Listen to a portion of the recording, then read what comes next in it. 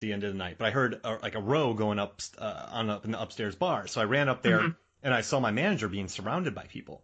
So I jumped in, and it turned out to be these law students. I don't know why. It was a bunch of law students, and nothing against law students, but for some reason they were going after my manager. And so I got in there. The manager ran away, which is annoying. And I was like, okay, guys, like, let's go downstairs. Have a good night. Thank you. And they're like, no, we're not. I'm like, well, what are we going to do? And so I think they just wanted to fight. So they surrounded me. And this one guy looks at me and he goes, I'm going to kill you. He's like, I'm going to kill you. And so I kind of thought, well, I'm surrounded. There's a guy like grabbing my shoulder. And then there's like another guy kind of like getting ready to throw at me. So I just punched the guy in the face who said I was going to kill you. He's like, I'm going to kill you. So I hit him and he ran away. And then the rest of the guys, I had a guy grab my hand. So I had one guy grabbing my right hand. And then I just was hitting people with my left. Just whoever was in front of me.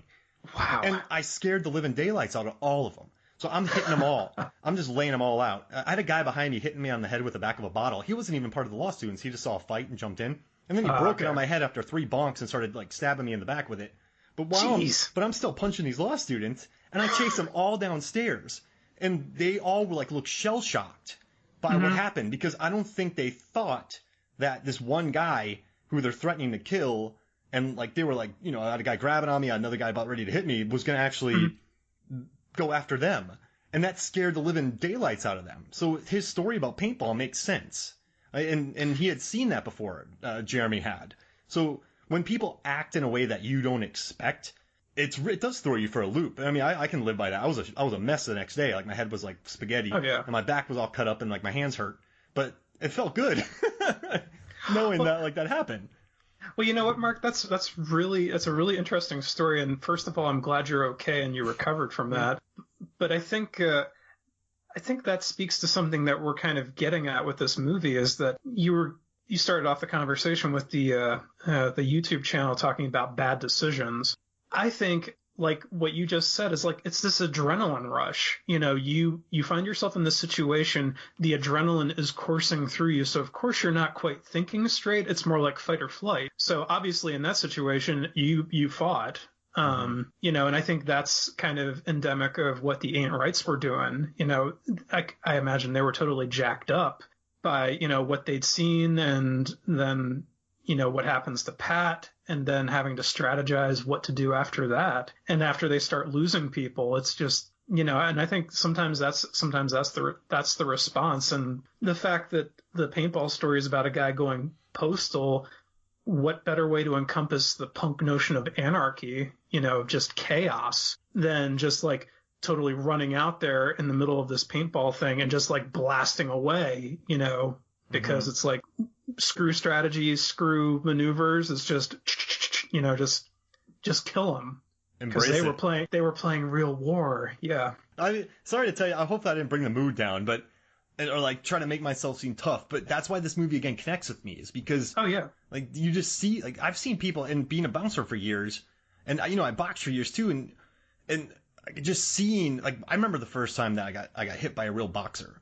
My mindset changed completely. I went, I am out of my league. I will never be able to do this. I am done. So that's why, like when they're in these things, realizing how out of their depth they are, that's how like it changes you. I don't know. This movie gets me, man, and not just because of the violence, but I just think the authenticity and whatever. Hey, real quick, change the mood a little bit. What's your desert island?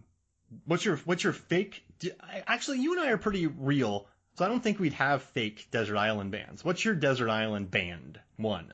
Oh man, you know what? Yeah, it's a tough call. I would probably say Nine Inch Nails for me. Oh wow. If I could take all their catalog with me to a desert island, yeah, I'd be set. Yeah. Oh man, see, okay, for me, it's either my favorite band Lucero or the Beach Boys. Okay. I have to narrow it down because you narrowed it down to one. Beach Boys is great. It's nice and light and fluffy, but it's all about hope and love. But then Lucero's music is all about whiskey, motorcycles, and heartbreak. So I feel like that's better on a desert island, because you're not sitting there daydreaming about wouldn't it be nice. You're listening to songs about drinking whiskey and breakups, and so you're kind of bummed. Like you're not like it's that mindset. You bring up a good point. I should have picked something a bit poppier and upbeat.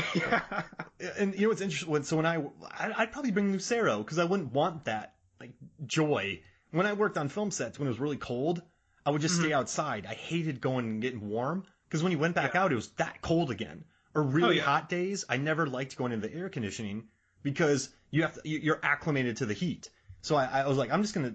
You stay in the 98 degrees long enough, and you kind of, you never get used to it, but your body's like, okay, this sucks. But then you don't get a taste of something good. So I don't know if I'd want Beach Boys surfing a wave and being true to your school, stuff like that. I'd probably want to bring some Lucero and just get emotional on the beach while drinking coconut milk. Yeah, I kind of like your vision of a desert island better than mine. Yeah, I'm just like, I'm on a desert island. I'm depressed. I'm gonna listen to Closer again. Yeah. You and I? No. I mean, there's plentiful coconut milk. You can knock down coconuts. Friendly life. There's no poisonous snakes. For some reason, I don't know how, but there's fresh water. Don't ask me. There's a wonderful cave for you to live in that no one else has inhabited. There's no bears or yeti in there. Swamp apes. And you could cool down in the cave too. Yeah, you got a nice cave. You could sell her some wine that washes ashore. I mean, you have produce there. For some reason, a plane crashed, right? And it was a plane full of seeds. And somehow, in the middle of the island, there's fertile ground, so you can make some great tomatoes. The bugs there aren't totally invasive, so you can grow a nice crop. You can have zucchini. Plentiful wood, driftwood, so you don't have to chop down trees. Mark, you've really thought this Lord of the Flies situation through quite well, Mark. I appreciate it.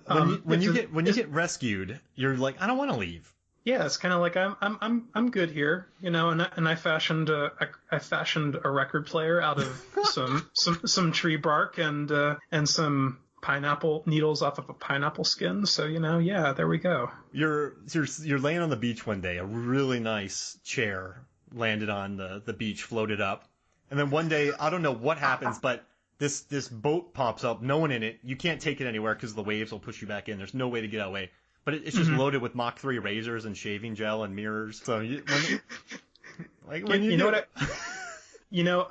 just gonna climb up to the top of a palm tree and do a lookout because it's like there's like a ship out there, and it's like an IKEA boat, and it runs aground, and then all of these IKEA boxes wash ashore. So I make my own veritable city out of like IKEA furniture. Oh my gosh! And there's Swedish meatballs that are frozen, so you have a week of just Swedish meatballs to eat. Oh yeah, they'll just like clack some rocks together and rub some sticks and make a fire, and I'll just be eating Swedish meatballs, and I will be. It's like an IKEA on a desert island. Oh yeah. And building all that stuff would take time. So you'd have stuff to do. You'd have a wonderful bookshelf at night. Oh, absolutely. You would sing Nine Inch Nails with the local animals. You all would just sit together like in Three Amigos and just sing. Head like a hole. Is that one of them? Oh yeah. I was thinking maybe it'd be a little like the animals in Madagascar who are like prone to coming out and engaging in song and dance. That would be perfect. Only they'd be singing Nine Inch Nails. Yeah. I like to move it, and you guys are just dancing. You guys are singing "Hurt" perfectly a cappella.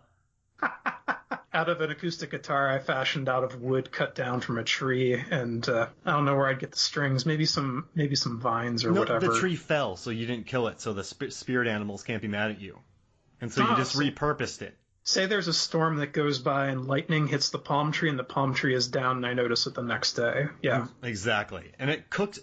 It hits the coconut so hard that coconut flies out and lands in some custard you had, and then you got some beautiful coconut custard. Oh man, this is the most delicious island ever, Mark. This is truly fantasy island for me. Yeah. And on this island, you never hear noises. You're like, what's that? And then something will be like, nothing. Okay, cool. So you're fine. No, I kind of like that. It's Lord of the Flies without any threat, without any people to worry about. Just me, the animals, coconuts. You find this. Remember on Dawn of the Dead when he's playing racquetball by himself? He's just down. Like you find a rock structure perfectly, and somehow you fashion a racquetball thing and a ball, and you just play racquetball with yourself.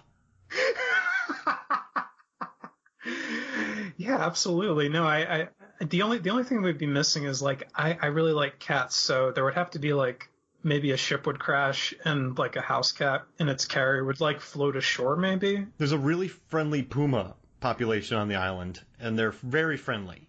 And there's enough Oh my gosh. there's enough Yeah. rodents to eat there, so where they're satiated, and so you just become friends with the pumas. And when You know what? Oh, go Yeah. for it. No, you know what I'm thinking right now is like the puma is laying down to rest and, you know, it's all curled up. And I just like back up against it, put my hands behind my head, and I lean up against the puma and I go to sleep at night because the puma is so soft. Yep, you guys are buds. And when the rescue boat finally comes, you're like shredded with an 8-pack, and you're running with a bunch of puma and little lemurs are riding on them, and like, everyone's just singing.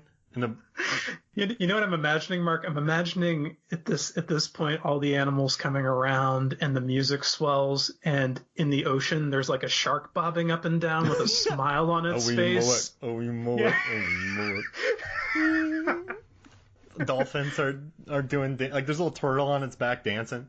Yeah, oh, it's beautiful, man. This is like seriously, if Pixar makes this their next movie, I'm going to be very mad because they better consult with us first. Giant turtles just let you paddleboard on them. Oh yeah, I mean that's a fantasy I've always had. It beats dismembering them in Cannibal Holocaust. That's all I gotta say. I like that we went from fistfights to desert islands. That's MFF for you in a nutshell. There we go. All right, hey, so how about this? Let's take a quick break, and when we come back, we'll talk more Green Room. How's that sound? Welcome back to Movies, Films, and Flicks. And man, we got real dark, and then we got real light. That makes me so happy, man. Oh man, we didn't get to talk about fist fighting turtles. That's where all my conversations go. That'd be terrible, actually, wouldn't it? I don't know. I think PETA and the ASPCA would have some words about that. Yeah. I in college made a movie called Dirty Hoff. And remember those fake trailers I made? Those were the fake trailers for Yes, Dirty Hoff. yeah. And well, my favorite one is that Jericho and his brother, who's just a total glue huffing idiot. Mad Max and his brother. Oh, I love that trailer. But yeah, so never mind. So I want to ask, there's a couple things we haven't talked about in this. There's a few characters I really want us to kind of dig into. And one of them is Daniel, played by Mark Webber. I'm glad you said that because he is one of the things that I wonder about in this movie, so please go ahead. Well, so Saulnier wanted to write him as the action hero. You look at him and you go, man, this guy could be a lead in an action movie. This dude looks like a badass. He's red shoes. He's obviously been up to some things, but he wants to leave. Him and his girlfriend, they want out. They realize how terrible it is. They have a crime weapon. They're going to turn it in. Who knows? Yeah. But what Saulnier does is he hooks him up. He sets him up as the hero. I'm going to save you. Well, they don't. And then he's like, well, they don't know that we have a shotgun. And then he just gets shot in the face.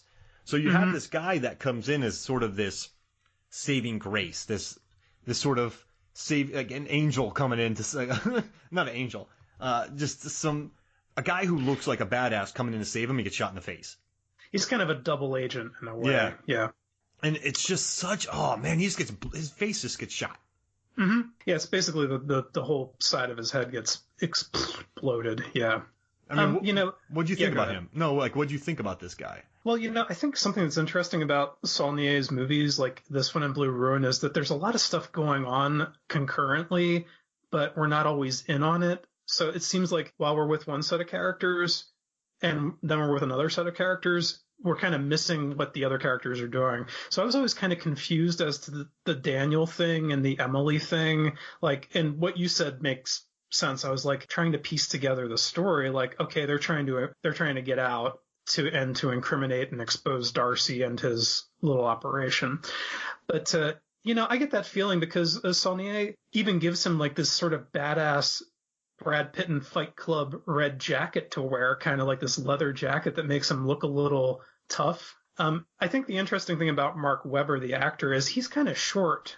So I don't know that I took his sudden entrance into the situation and figuring out what had happened and like being, oh crap, I don't know that I really bought into it as like, okay, he's gonna save the day. Maybe because of what had happened leading up to that point, I was like, oh, everything is off the table. Anybody can go, So, but that was a fantastic moment where he's like, oh yeah, he's gonna get the gun from out from under the counter, and it's just this sudden shock. It's like a double take because the gunshot comes from